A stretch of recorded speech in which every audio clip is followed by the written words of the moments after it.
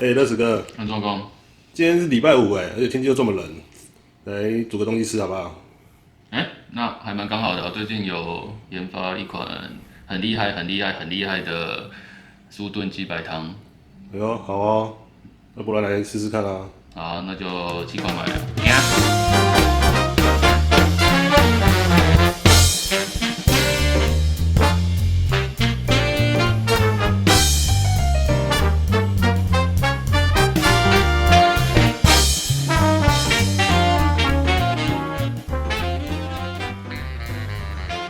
乐子哥，你这么快就准备好了？对啊，那你现在要介绍什么呢？我们今天要介绍这个很厉害的是有多厉害？酥炖鸡汤。酥炖鸡汤。对，好，那我们今天刚好来办公室吃火锅，对啊，那我们今天会介绍49种变化的其中一种。就是很多变化就对了。对，哦，就是麻油鸡白汤锅。哦，对，然后会有其他两种，会再分享其他两种的做法了。那会在片尾的时候会稍微介绍一下。我们今天用的麻油是那个日本的酒鬼的浓口的胡麻油，纯正胡麻油。对，OK，那首先应该是差不多85cc 啊85cc，对，大概就对，大概就是差不多一半的量，大概一半的对量。。那我们可以先倒进去，因为这个是要冷油的时候去做煸炒的动作。然后现在就开小火，然后全程尽量都是用小火啦，全程用小火就可以。然后姜片其实就可以下去了。OK，直接就可以先下了。对，不用等它有温度，可以直接就下了。它有点温度了以后，其实我们火可以稍微转小一点，再小一点吗？对，不用到这么大，就是转最小。因为你麻油如果用太高的温度去炒，反正它等下最后应该是会变得很苦的，对吧？然后我们等下炒到差不多的时候，我们会下那个米酒，然后这个跟外面的米酒比较不一样，这个是米清酒。哦，米清酒。对，那加的时候，等下加的时候要炒到差不多的时候，加下去的时候要先关火，要不然怕它会整个那个米酒加下去火会起来。其实这样差不多了啦，还蛮香的嘞。对啊，那现在有一个很重要的动作就是我们要先关火，好，先关火。对，先把火关起来，然后倒一整瓶，这一瓶应该是600cc 啊，不是应该就是600cc，那我们把它加下去，这个倒米酒。你看，像刚刚如果没有关火，那个火有可能就会起来。哦，对。然后我们今天煮这个麻油鸡是属于算是半酒而已，对啊。然后有的人在煮可能会煮全酒，全酒当然是会比较香啊，哦，对吧？可是我个人是比较喜欢半酒。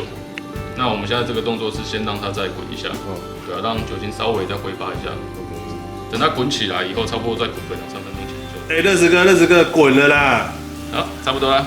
那我们就把我们的水加进去。这个水，我们的米酒是600cc，那其实我们再加900cc 的水就可以了。好，大概是600cc 的米酒跟900cc 水的比例。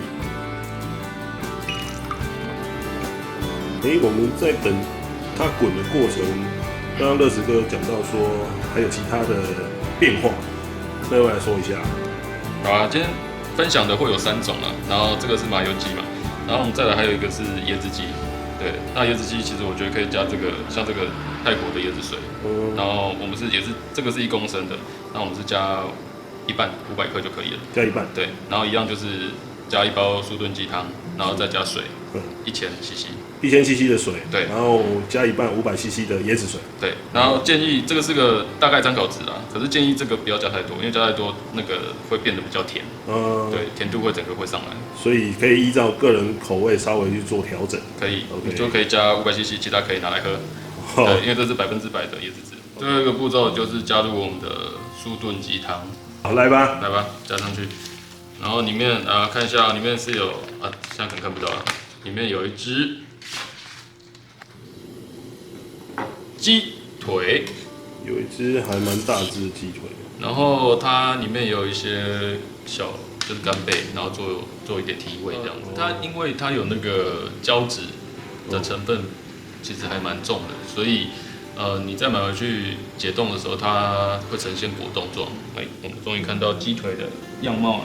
里面有这只鸡腿是你刚刚有说是酥肥鸡腿，对，它有经过酥肥，所以其实它如果热了，其实我觉得可以先吃这一只。哦，对，因为它再煮下去就不叫酥肥了。可能会过熟。对。乐子哥，赶快来加火锅料啦！我们今天来加个海鲜的。这个是什么？这个是网友票选火锅料第1名的鲷鱼片。OK， 对。然后再来就加扇贝。上面很大颗。对啊，我加了。哇，放没几颗都快爆了。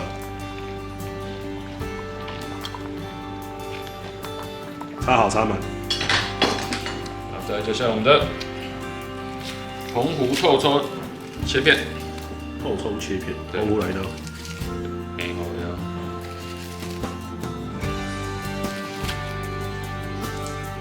好卖的给它加下去。这都是切好，然后一整盒装的。对，所以很方便。只要解冻就可以下锅了。对，直接就可以下了。变得满满的海鲜锅了。然后再下一个我最喜欢吃的雪宝，日本雪宝。对。因为它吃起来口感怎么样？绵绵的，像豆腐？也不像。也不像。对。那我们待会再来吃吃看。我们现在要放丸子喽。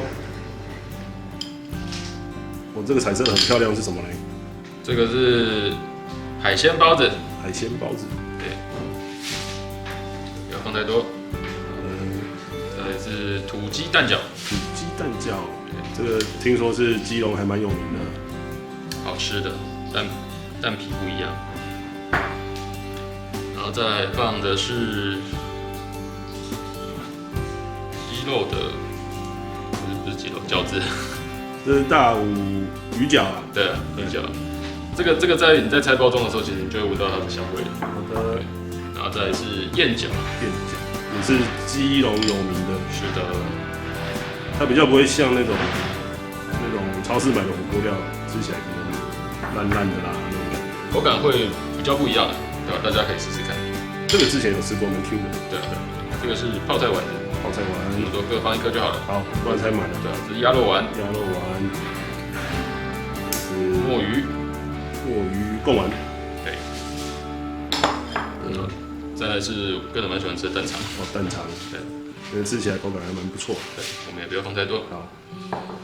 然后再来就是综合的火锅料。综合火锅料，这个是日本的综合火锅料。对，这个是干贝。山麝豆腐，这是龙虾球，OK。再来大家最知道的麻糬，好了，现在我们下的差不多啦。你看整锅满满快要炸出来了。最后我们又准备一些肉片，牛肉的，这个牛肉是什么？这个猪肉是猪肉的部分是那个活菌猪的猪肉，猪梅花。活菌猪梅花。对。这个好像是和牛片。M8和牛片。M8和牛切片。对。这个等一下我们要吃的时候再烫就好了。是的。OK。然后我们接下来等它滚熟以后就可以放。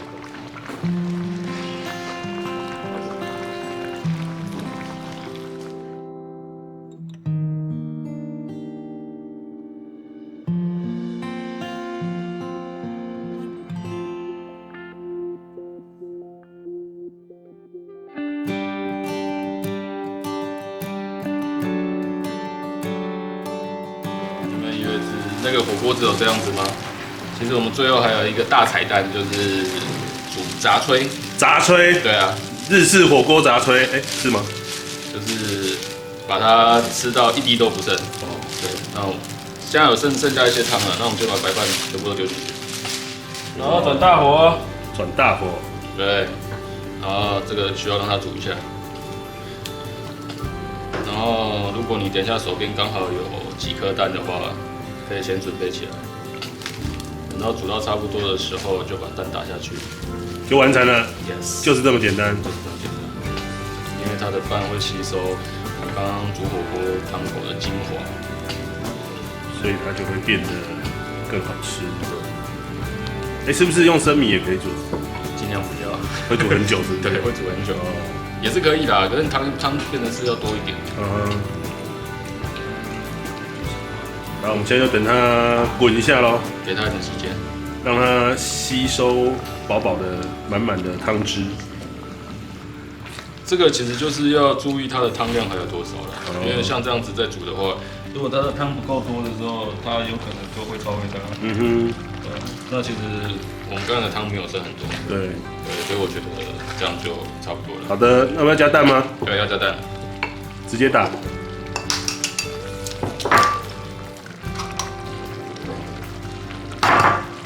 蛋要加几颗？这样的分量我会加3颗啦，其实加1颗应该也 OK 啦。如果说3、4个人在吃的话，对吧？那这个是比较多的。所以要把蛋再搅散。对。然后手边如果有些葱花，对，那我觉得可以撒下去。对，可以加一点，就会色香味俱全。好了，很明显的这一次我们留的汤太少了。对。你看这样就可以当一餐了，多省啊！那我们留着当宵夜吃好了。OK， 麻油鸡白汤炸炊完成。